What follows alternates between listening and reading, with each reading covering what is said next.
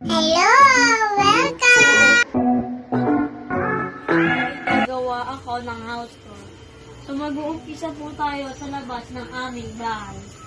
Papasok na po tayo.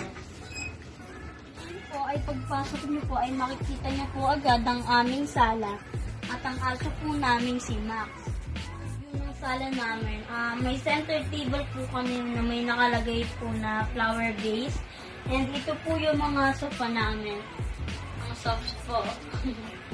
Tapos, entertainment area namin, yung TV po namin, saka po yung component. Tapos, ito din po yung ginagamit ko pang online school ko po na lamesa. Tapos po, may mga toys po kami na collection dito po sa ilalim. So, dito po kami sa aming dining area.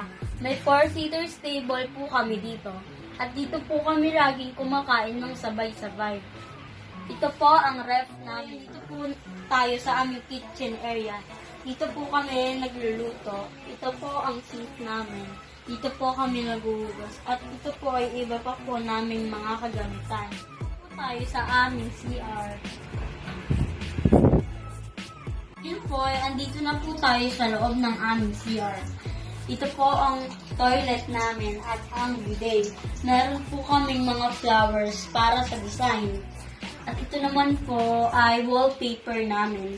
At dito po kami naliligo. Ito po ang yung naliligo namin. Pwede din pong may mag-shower. So, ipapasok na po tayo sa aming kwarto.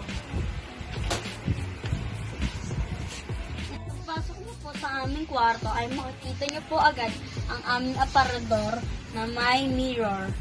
Ngayon po ay andito na po tayo sa aking learning area. Ito pong computer ang ginagamit ko upang mag-online class. Ngayon po ay andito po tayo sa single bed ng aking nanay kung saan po siya natutulog.